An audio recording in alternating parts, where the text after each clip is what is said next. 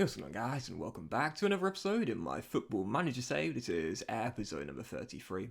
And today we're returning with the final game of Season 4 as we take on Celta Vigo in Bournemouth's first ever European final as we face them at the Estadio José Alvalade in Lisbon in Portugal in the final of the Europa Conference League.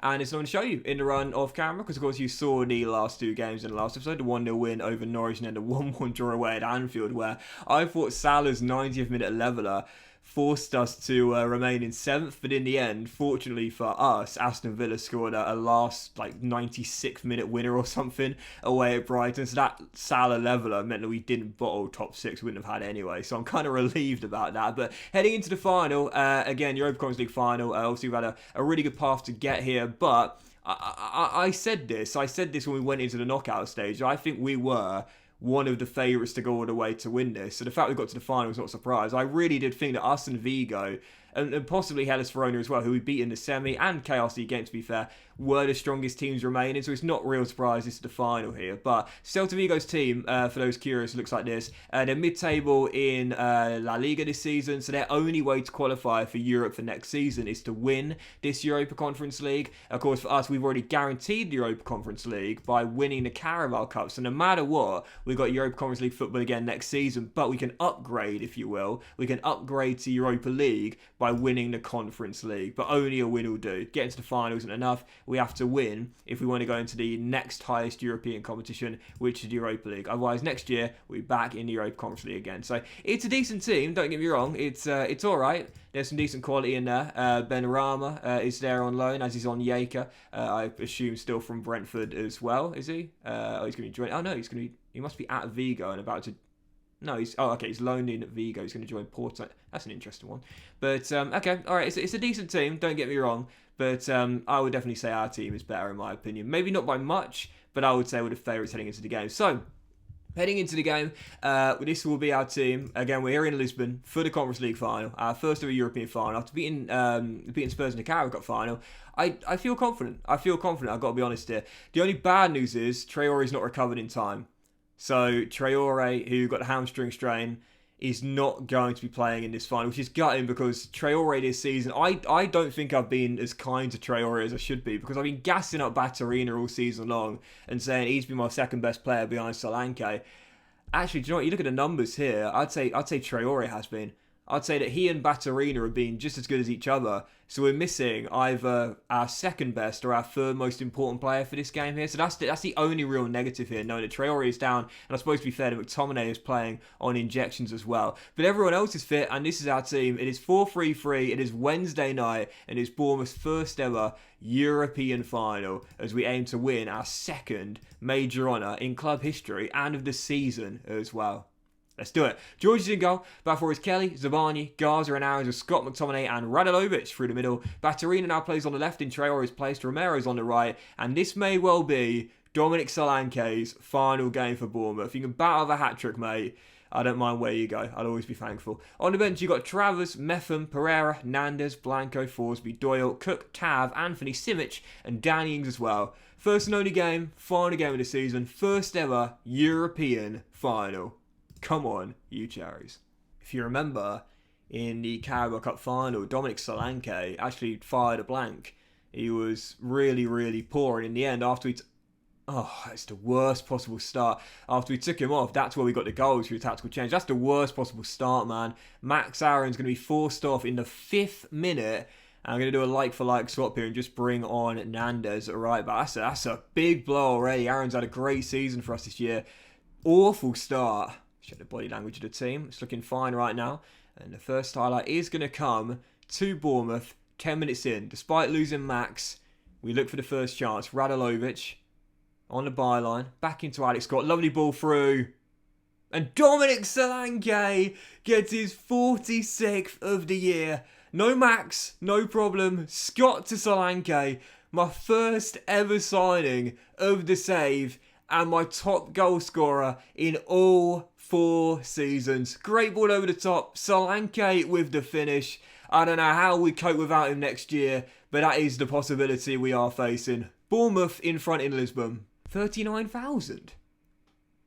Is that it? Blimey. How is this not a sellout? The Alvalade is about 100,000, I think. How's this? Sorry, 100,000. I don't think so, Doxy boy. It's about 50,000, I think. Can't we only sell this stadium out here? Solanke, Romero for 2. Oh, what a block. What a block as Luca is denied our second. 25 in. It's a brilliant start from Bournemouth. This statistically, okay, fair enough. Celta Vigo had the more shots, but in terms of chances, Bournemouth have had the best 2. We should be leading by 2. Brilliant block. Nandez already on an early booking. I have to watch that one as the highlight continues here with Vigo playing it forward to Benrahma on loan from West Ham. Georgie was the save. Well done. Straight at him, really. Pretty comfortable save, but even so. 32 minutes in, still leading by a goal. The only concern at the moment is the 2 bookings we got, both Romero and Nandez on that right-hand side. That header clips the top of the crossbar there. Blind, that was in slow motion, and Perez fires it over the bar. I thought it was going well over the bar. Clips the bar, but it's thankfully cleared. Well, not cleared, but put over the bar, and that's a danger cleared. So we get into half-time. We're leading by 1. The quality of chance has been better than Vigo. And at the moment, that's telling the story. Yes, they've had better shots, more shots, I should say. We've had better shots, hence why our XG is higher, hence why we're leading by a goal. So I'm going to say to the boys here, I don't really know. I think hands together, cautiously, lads, make sure we see things out, yeah? Make sure we see things out. Because that was a bit of a worrying end to the first half there. A couple of decent chances for Vigo. Our woodwork hit, but we still have a slender 1-goal lead. We get an early goal in a second, and I think we'll be alright. McTominay crosses, Solanke's in the middle, header goes just off target, still 1-0. You can tell Solanke really wants to bow out with 2 winners' medals for Bournemouth this season. And he'll feel like he's got nothing else to prove to the Cherries. And he'll deserve a move to a top 4 team. I don't think it's going to happen, really. If he's going to go anywhere, he'll go into the Europa League to Spurs, who finished in 5th. But even so, Carlos Perez, great ball through. Svedberg through. Oh! Chips it past Georgie. Vigo have the leveller. Georgie comes out to be as intimidating as he can, but it's actually a brilliant finish by the Swede there. Dinks it over him as he goes to ground, pops it into the bottom corner, and it's 1-1. Okay, alright. I still think there's more goals in us, and I feel as though with the goal glut we've had this season, in the Premier League, we've been, I think, the 3rd highest scorers. We are the top scorers in the Conference League, and Solanke is the top scorer in the Conference League. So I still feel confident. I still feel confident. McTominay, Batarina, Romero, instant response. Batarina to Romero, but was he offside? It's going to go to VAR. And it stands. So I wasn't too worried when Vigo found their leveller, because again, we've been free scoring all season long this year, and Batarina's been our assist king, and he gets one in the final. Romero, who was one of the heroes of our Carabao Cup final win, really slots home, and he's definitely onside. Yeah, both players onside, as Solanke was the dummy runner, if you will. So Bournemouth restore their lead instantly. 22 minutes to see out our first ever European honour. Going to make a change here. Romero, who did get the goal, he's looking a little bit tired. He's going to be on Tav, and he's on a booking as well. And I'm going to take off Radalovic as well for Cook. And I'll then move Alex Scott a little bit further forward as well. Quite like to do that as Cook as our anchor man. So, 10 minutes to go. Almost there. Just going to change our tactics very slightly here. Just press a little bit less than normal. And drop off more as well. Don't want to get those balls over the top catching us out again. And I think we'll slow the tempo down as well. Where's the... Oh, it's in transition. We'll slow the tempo down as well. And also, not counter press anymore, but regroup as well. I don't normally time waste, but I will a little bit here. And let's lower our tempo down as well. And I think for now, we'll leave the other 2 subs as they are. In fact, I'm going to take off Alex Scott, who's quite tired there. And I'm going to bring on Antonio Blanco. It's 5.5 minutes to go. We're almost there. Right, I'm just going to quickly change the director because there's a minute and a half to go, and I am not prepared to make the same mistake I did in the Carabao Cup final. I'm putting my keyboard to the side of my desk right now, guys. Alright, the keyboard is on the side of the desk. I'm not going anywhere near it. I'm not making the same mistake again. Lloyd Kelly has it in his arms, and this time we will see it. Bournemouth have won the Conference League. Second time's the charm, right? Second time's the charm. Why are we lifting it to the Celta Vigo fans, though? Why are we lifting it on the Vigo side? Why are we over here in the Bournemouth boys? Oh dear, there it is. It's over. 2-1 the final score. That was a crazy final, man. Vigo hitting the bar. We had to reply instantly after we fell behind. But I'll say to the boys here, my stretched out arms, congratulations, lads. I'm happy performance out there. Enjoy your success. These moments you'll remember when you hang up your boots. I feel like we kind of weathered the storm in the first half, really. That was when Vigo had the best spell of pressure, especially when he hit the bar as well. But instead, after that leveler, I still felt confident. To get back in front at some point, and we did instantly. Bournemouth, double winners, and the Conference League, our first ever European honour. And that means we're going into the Europa League as well. I can't believe some of these kids get a Conference League winners medal. This is like Ryan Brewster. Hasn't Ryan Brewster got a Champions League winners medal or something? He literally wasn't even in our academy a few weeks ago. He's got a Europa Conference League medal. That's hilarious, man. That's hilarious. Aaron's, thank God it's the end of the season, pulled his ankle ligaments there. Oh, Solanke, please stay, mate. Please, you've just won us the Conference League. Please. Oh, it's over. He's bowed out with 2 winners' medals, though. I won't begrudge him for leaving. So we got a nice bit of money there, and there is the confirmation. We qualified for the Europa League by winning the Conference League. Oh, that's one by Sporting beating Roma in the final, interestingly enough. We just played at their stadium, of course. So the Champions League final is Bayern versus Man City, who they themselves are going for a treble. So we will definitely play through that, and it will end the season there. I'm open to discussions as well, Colo, but he's not going to sit down with us again. I've bottled it for us. So we're up to 94.5 million. I really want to see us get to 100 million. I really want to see that. We haven't had that yet. We've been close. This is the closest we've ever come, actually, but I'd love to see us get to the 100 million marker for the first time in the club's history. So I wonder if anyone's going to the favoured personnel. No. Really?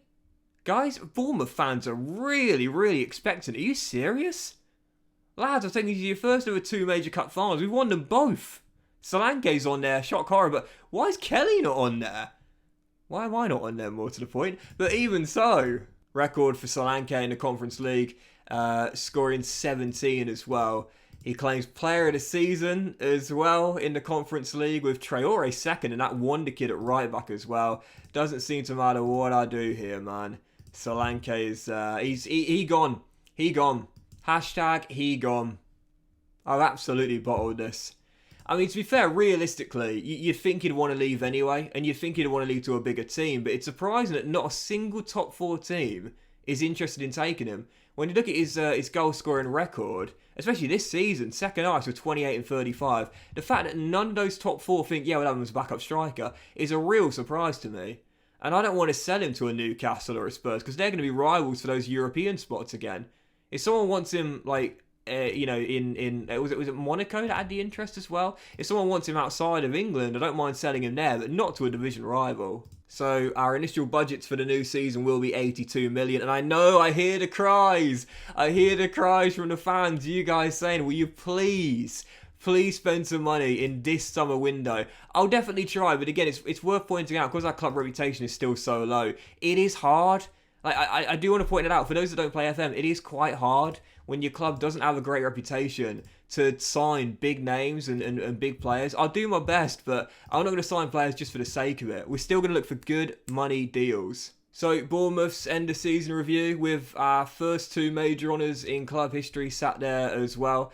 You see the new arrivals, Radilo, which was the signing of the season this year. I think I probably would agree with that as well. Really, it was about the boys that kicked on from last year, and Batterina and Traore and Solanke as well. But Radilo, which signing of the season, I probably would have given it Romero, to be fair. But Radilo, which gets it. I can't believe the board only gave me a B for this season. I mean, yes, it would have been a Europa Conference League qualification through the league, but it's of course going to be the Europa League by winning the Conference League. But even so, the board only said top half. So this, a B, give me at least an A-, I would say. But our biggest win was 6-0 against Gothenburg. McTominay's effort. Oh, that was that stoppage time leveller right in September as well. Got the goal of the season. The match to remember was our 3-0 win away against Spurs. That was a good one, to be fair. As for our shirt sale, I love seeing the shirt sale. Solanke, the fans are going to be gutting that he's going. But Battery and Traore, McTominay and Scott, our top 5. That's no surprise there. And of course, this year I did win my first ever Manager of the Month award. That came in October after a terrible start. Really turned it round.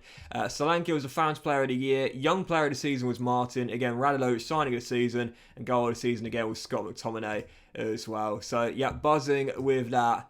And for Bournemouth, history in the making. First ever major honours. That can't be understated. Sorry, Bournemouth flew out of the traps. Were you watching the same season as us? Their early season football was a joy to watch. Do you not remember we were in the relegation zone? We were bottom at one point. But there you go. There you go. The overall best 11 now looks like this. We've still got all of those boys here. But I don't know if we'll have them all for the new season, though. That's for sure. Still buzzing with that. And our club vision now for next season is to stay in the top half and reach the last stage of the Europa. Is that semi-final? Quarter-final of the Europa League as well. Okay, cool. Season is over and it's time for you all to go and have a well-deserved break. I want every single one of you to be fully rested with a positive frame of mind for when you get back, because we're going to finish the top half position next year. Yes, we are. I love the fact that the board, I should say the players and the board, are very, yeah, that's fine, very, very realistic with their expectations. Even though we're performing above expectations, they're not getting their head in the clouds. They're keeping their feet on the floor and saying, yeah, we know we're performing better than expectations here. Where are we going to go? USA. We went to Singapore last year. I normally do USA or China. I think let's go America. Let's go to America for this year. Oh, have my staff numbers gone up? I think my staff numbers have gone up. Oh, they've given me another coach. I'm happy about that. They're giving me another coach. I didn't even ask for it. Thank you, board. Another coach. I love improving the coaching stuff. I'm well happy with that. Oh, they want to improve our youth level as well. Yes, we love to see it. I do indeed love the idea. Nice one. So our youth level is going to improve, and I wonder if I can. Improve the facility. Should I ask for that now? I mean, we just won the cut. I don't see why they'd say no to this. We got tons of money in the bank. I don't see why they'd say no to that request there. Oh, Kelly and Solanke are going, mate. They're going. Let's see if the agent can talk him round. No, Kelly's going. Kelly is going. Oh man, this is gutting. Release clause. Not long left.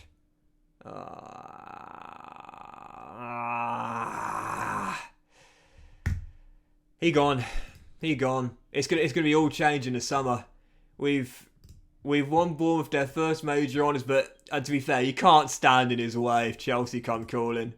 Kelly and everyone's going. To be fair, I don't really mind about Danilo Pereira, just came in for the squad depth, but Kelly and Solanke, man, how do we replace the boys? The captain. There's going to be a new captain next season. There's going to be a new number 9 next season. It's going to be all change at Bournemouth next year, man. I am not looking forward. I'm not ready. I'm not ready for this, man. And there we go. The Champions League has just ended as well. And Bayern Munich have beaten Manchester City to stop the treble belonging to Sarri. And I can't believe he's in the favourite personnel at Man City. And I'm not at Bournemouth yet. Are you having a laugh? He literally only joined 3 years. Well, to be fair, I joined 4 years ago. But, I mean, really? I mean, he's probably done more than I have. But even so, this is harsh, man. Where is Kelly?